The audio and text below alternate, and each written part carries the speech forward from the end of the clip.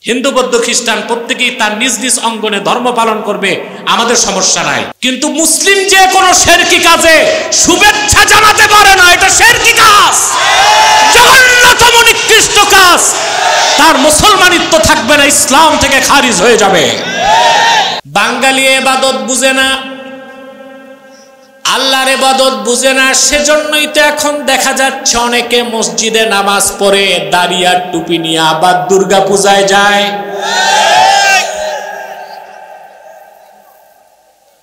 কই যায়? এটা মুসলমানের কাজ না। হিন্দুরা বাংলাদেশি, তাদের অধিকার আছে বেঁচে থাকার। হিন্দু বৌদ্ধ খ্রিস্টান প্রত্যেকেই তার নিজ নিজ অঙ্গনে ধর্ম পালন করবে, আমাদের সমস্যা নাই। কিন্তু মুসলিম যে কোনো শিরকি কাজে শুভেচ্ছা জানাতে পারে না, এটা শিরকি কাজ, জঘন্যতম নিকৃষ্ট কাজ। তার মুসলমানিত্ব থাকবে না, ইসলাম থেকে খারিজ হয়ে যাবে। আমি বুঝলাম না, ক্ষমতায় যেতে মানুষ এত রং বদলাতে পারে।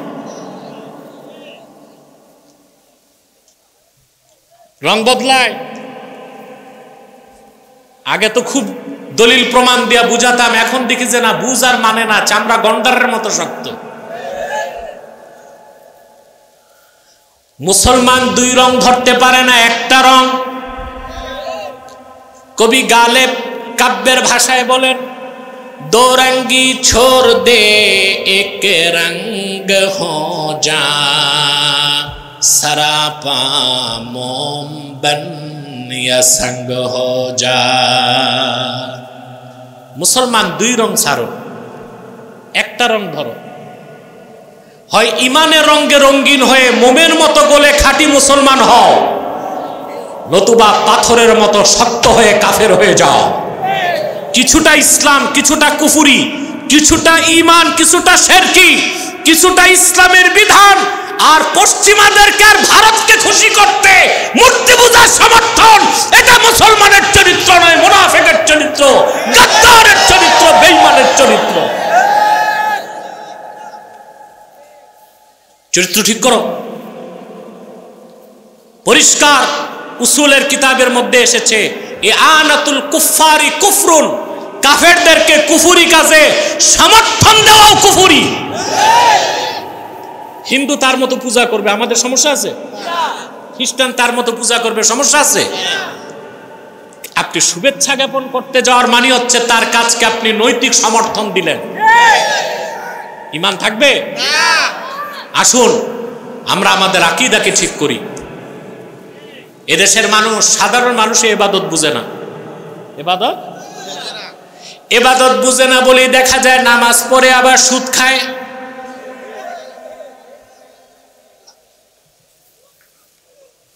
দাড়ি আছে আবার ঘুষ খায়। হজ করে এসেছে, আরেকজনের ক্ষেতের সীমানা ধাক্কায়। আপনাদের সমাজে এগুলো নাই?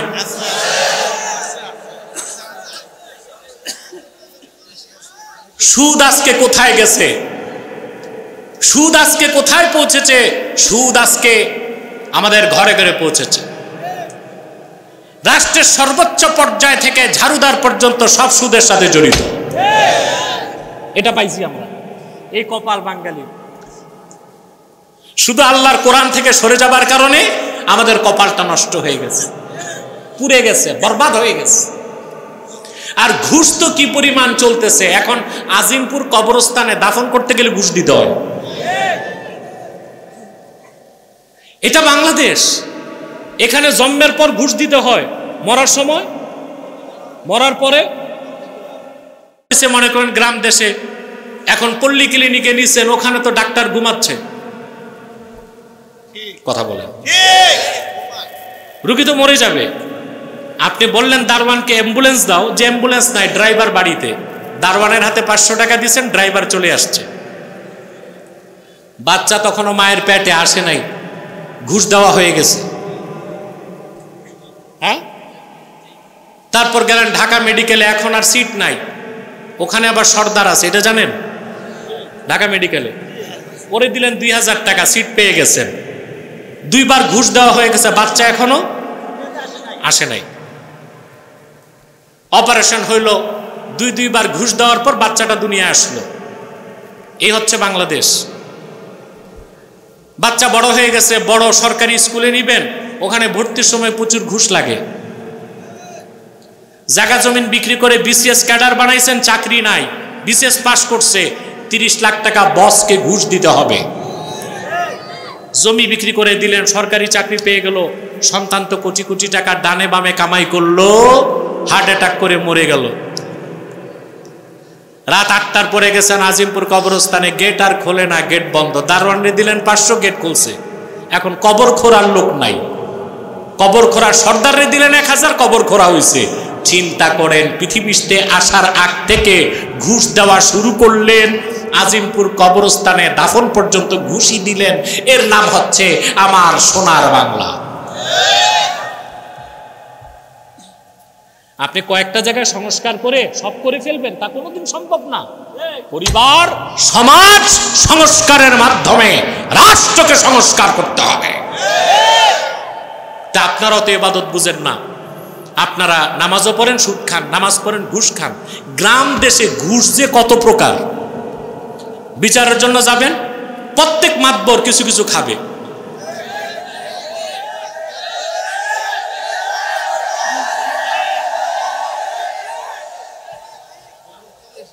বিচার শুরু, যে পকেট বেশি গরম করছে বিচারের রায়টা তার দিকে। কিন্তু লোকটা আবার নামাজ পড়তেছে, রোজার দিন এশার নামাজ তারাবির নামাজ পড়ে বিচার করতে বসে ঘুষ খায়, এমন ঘটনাও বাংলাদেশে আছে। মনে করে রোজা তো দিনে, রাতে তো আর রোজা নাই।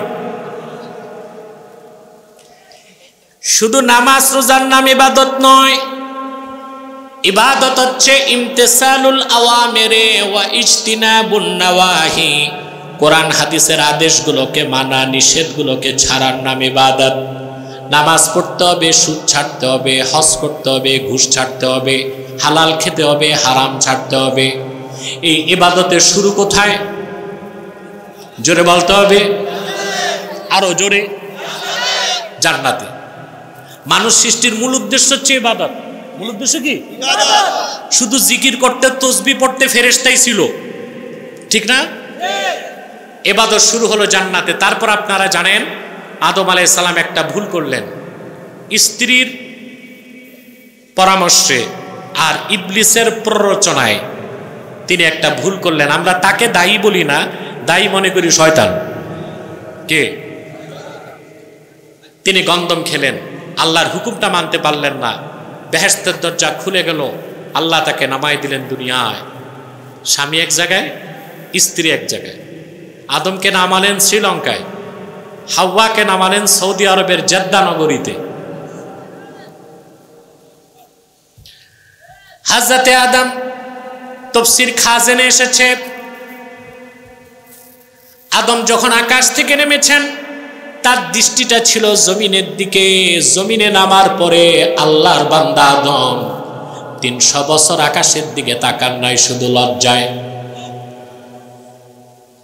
শত শত বছর কান্না করলেন, চোখের পানিতে বুক ভাসালেন।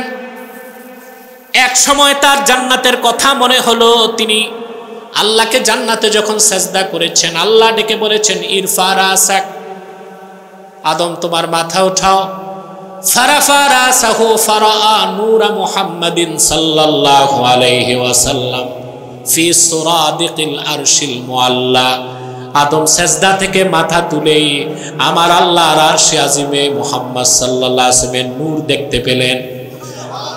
আর দেখলেন আল্লাহর আরশে আজিমে আল্লাহর নামের সাথে তার হাবিব মুহাম্মদ সাল্লাল্লাহু আলাইহি ওয়াসাল্লামের নাম লেখা আছে। আদম তখনই বুঝতে পেরেছিলেন আল্লাহর কাছে সবচেয়ে প্রিয় তার হাবিব মুহাম্মদ সাল্লাল্লাহু আলাইহি ওয়াসাল্লাম। দুনিয়াতে আসার পর বেহেশতের কথা তার মনে হলো। এবার তিনি আল্লাহর কাছে দোয়া করলেন, আল্লাহ আমি গুনাহ করেছি, তোমার হাবিব মুহাম্মদ সাল্লাল্লাহু আলাইহি ওয়াসাল্লামের ওসিলায় মাফ চাই। আল্লাহ ডাক দিয়ে বলেছেন, কাইফা আরাফতা মুহাম্মাদান ওয়া লাম আখলুকহু। ওরে আদম, আমার হাবিব মুহাম্মদকে কেমন করে চিনলা, এখনো তো পাঠাই নাই। আদম বললেন, মালিক আরশে আজিমে তোমার নামের সাথে মুহাম্মদ সাল্লাল্লাহু আলাইহি ওয়াসাল্লামের নাম দেখে বুঝতে পেরেছি মুহাম্মদ সাল্লাল্লাহু আলাইহি ওয়াসাল্লাম তুমি আল্লাহর সবচেয়ে প্রিয়। আল্লাহ বললেন, ঠিক বলেছিস রে আদম, আমি যদি মুহাম্মদ সাল্লাল্লাহু আলাইহি ওয়াসাল্লামকে না বানাতাম তোরেও বানাতাম না, আকাশ ও জমিন কিছুই বানাতাম না। যেহেতু আমার হাবিব মুহাম্মদ সাল্লাল্লাহু আলাইহি ওয়াসাল্লাম যিনি আখিরি নবী হিসেবে পৃথিবীতে আসবেন, সুবহানাল্লাহ, তুমি আমার হাবিবের ওসিলা ধরলা আদম, আমি তোমার সব মাফ করে দিলাম। আল্লাহু আকবার, ইয়া রাসূলুল্লাহ, জিন্দাবাদ। এটা না হইলেও চলতো। ব্যক্তি স্লোগান দরকার নাই তো, স্লোগান হবে আল্লাহ তার হাবিবের। ব্যক্তি স্লোগান দরকার আছে? প্রিয় বন্ধুগণ, কষ্ট হচ্ছে না তো? মনোযোগ আছে? আজকে ইবাদত শিখবো, ইবাদত। প্রিয় ভাইরা, স্বামী স্ত্রী হযরত আদমের তওবা কবুল হয়ে গেল, স্বামী স্ত্রী সাক্ষাৎ হয়ে গেল আরাফার ময়দানে। আল্লাহ তাআলা মানব জাতি তৈরি করলেন ইবাদতের জন্য। ইবাদতের সূচনা কোথায়? দুনিয়া আসার পর আদমকে আল্লাহ দুইটা দায়িত্ব দিলেন, ইবাদত এবং খেলাফত। ইবাদত এবং খেলাফত, ইবাদত এবং ইবাদত তো বুঝেছি, ইবাদত বুঝছি না? ঈমান আনার পর হুকুম মানা, নিষেধ ছাড়া, তার নাম কি? এখন খেলাফত অর্থ কি? খেলাফতের অর্থ হচ্ছে হুকুম মানানো, নিষেধ ছাড়ানো। নামাজ পড়া হচ্ছে ইবাদত, বাই ফোর্স নামাজকে প্রতিষ্ঠিত করা হচ্ছে খেলাফত। মদ ছেড়ে দেওয়া হচ্ছে ইবাদত, অন্যকে মদ পান করতে বাধা দেওয়া হচ্ছে খেলাফত। যদি আমার আলোচনা বুঝে থাকেন সত্যিকার অর্থে বলবেন, বাংলাদেশে ইবাদত আছে না নাই? আছে। খেলাফত কি আছে? যাদের মন চাচ্ছে নামাজ পড়তেছে, যাদের মন চাচ্ছে না নামাজ পড়তেছে না। যারা মুসলমান মদ বর্জন করতেছে, যাদের মন চাচ্ছে মদ খাচ্ছে। ইবাদত আছে, খেলাফত নাই। ইবাদত হচ্ছে আদেশ মানা, নিষেধ ছাড়া। খেলাফত হচ্ছে আদেশ মানানো, নিষেধ ছাড়ানো। এটা আছে বাংলাদেশে? এটা খেলাফত। এটা কি? এই খেলাফতের কথা আমরা বলি। আমরা এটা বলি, খেলাফত প্রতিষ্ঠিত হবার আগ পর্যন্ত ইসলামের পক্ষে একটা শক্তিশালী দল সংসদে থাক, নতুবা সংসদ ফাঁকা হয়ে গেলে কাফের মুশরিক নাস্তিকরা সবকিছুতেই আগুন লাগায় দিবে। কিন্তু আমাদের আদর্শ হচ্ছে খেলাফত, ঠিক কিনা বলে? আল্লাহর হাবিব সাল্লাল্লাহু আলাইহি ওয়াসাল্লামের সুমহান সাহাবীগণ এই আদর্শে আমাদের শিক্ষা দিয়েছেন। বর্তমান যে ডেমোক্রেসি বা গণতন্ত্র, এটা পশ্চিমাদের একটা রাজনৈতিক ধর্ম। আর এই ধর্মের ধর্মগ্রন্থ হচ্ছে মানব রচিত সংবিধান। আর এই ধর্মের উপাস্য হচ্ছে দেশ। উপাস্য কি? যারা ডেমোক্রেট হয়, সেকুলারিস্ট হয়, টপ মোস্ট ডেমোক্রেট, খুব বেশি গণতান্ত্রিক, গণতন্ত্রের পূজা করে, তাদের উপাস্য হচ্ছে রাষ্ট্র, তাদের ধর্মগ্রন্থ হচ্ছে সংবিধান, আর তাদের ধর্ম হচ্ছে গণতন্ত্র। কথা বুঝতে পারছেন? এই একটাকেও মুসলমান আদর্শ হিসেবে মানতে পারে না। ওজোর হিসেবে, বিপদ হিসেবে খেলাফত প্রতিষ্ঠার আগে ফাঁকা রাখা যাবে না সংসদকে, সেটা ভিন্ন হিসাব, কিন্তু আদর্শ হিসেবে গ্রহণ করার কোনো সুযোগ নাই। গণতন্ত্র জিনিসটাই এমন, আপনি পুরাপুরি গণতন্ত্রে ঢুকলে আপনি আর ইসলামের উপর টিকে থাকতে পারবেন না।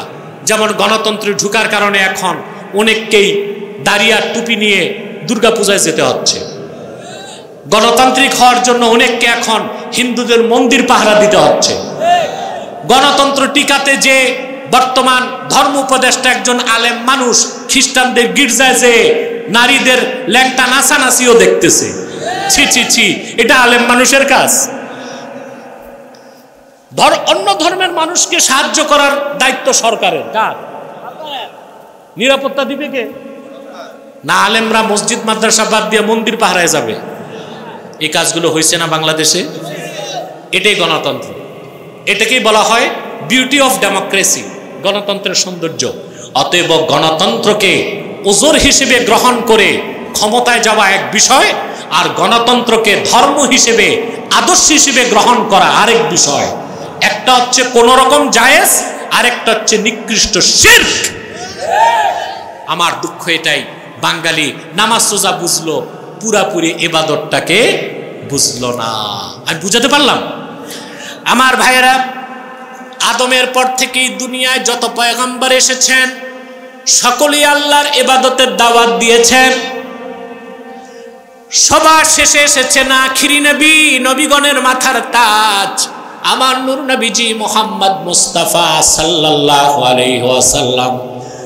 ১৫০০ বছর আগে তিনি এক আল্লাহর ইবাদতের আহ্বান যখন করেছেন, তখনই তো আল্লাহর হাবিবকে কুরাইশরা বাধা দিয়েছে। ২৩ বছর আল্লাহর হাবিব দাওয়াত দিলেন, ১৩ বছর মক্কায়, ১০ বছর মদিনা মুনাওয়ারায়। একটি নয়, দুইটি নয়, এই আল্লাহর ইবাদতকে প্রতিষ্ঠা করতে যে আমার নূর নবীজি ২৭টা যুদ্ধে অংশগ্রহণ করেছেন নিজে।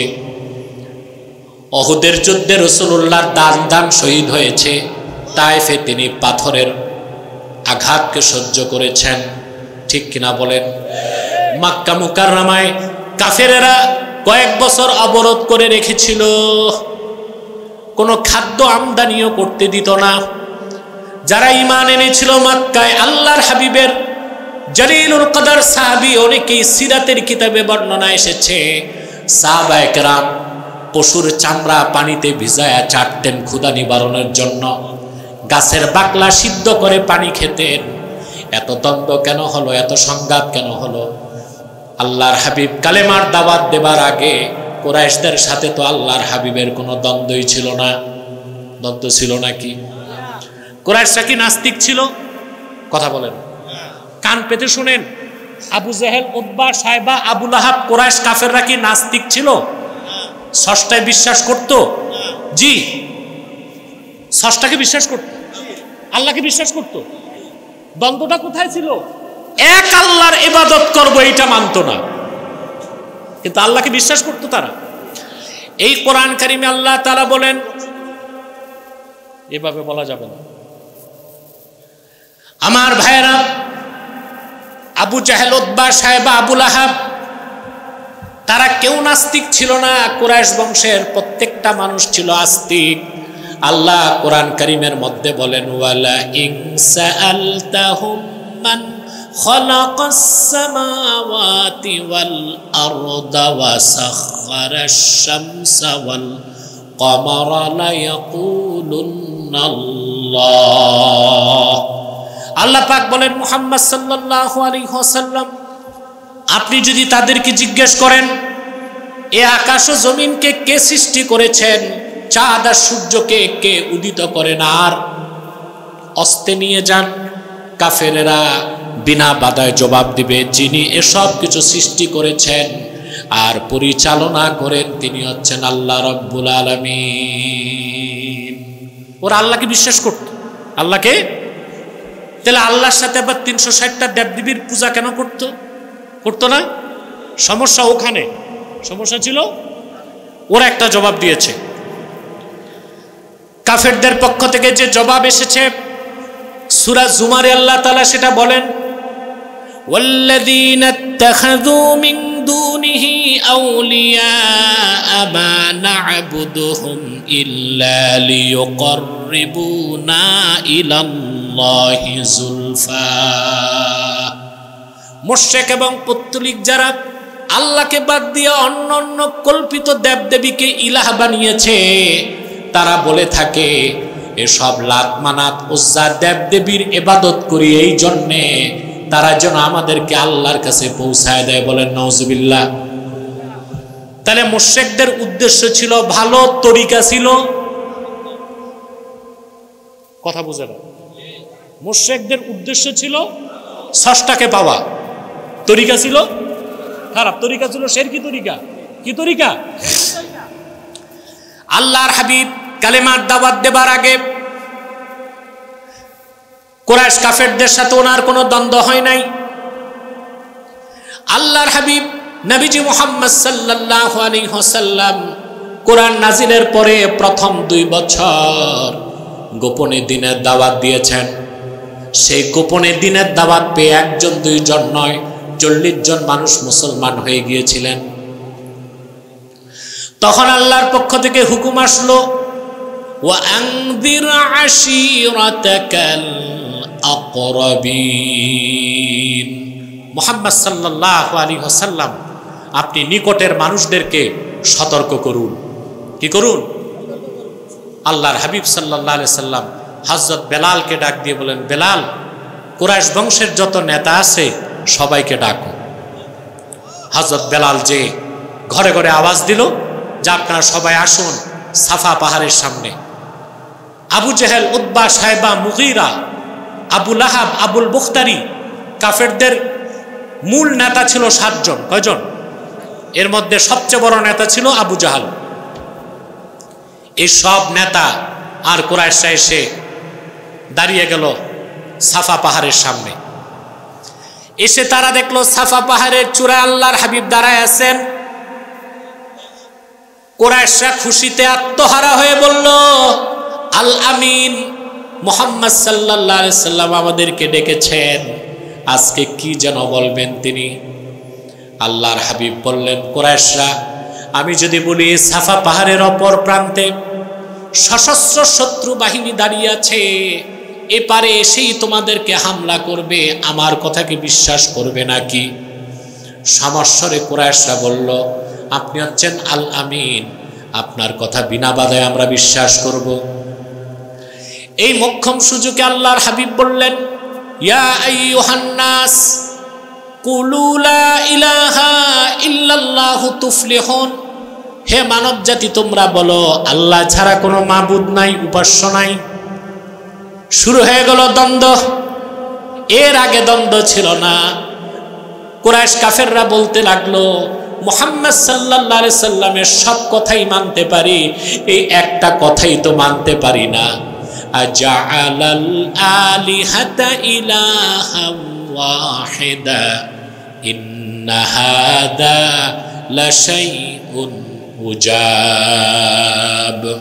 তারা বলল, মুহাম্মদ সাল্লাল্লাহু আলাইহি ওয়াসাল্লামের একটা কথা মানলে তো আমাদের 360টা দেবদেবীর অস্তিত্ব শেষ, ওগুলোর ইবাদতের আর সুযোগ থাকে না।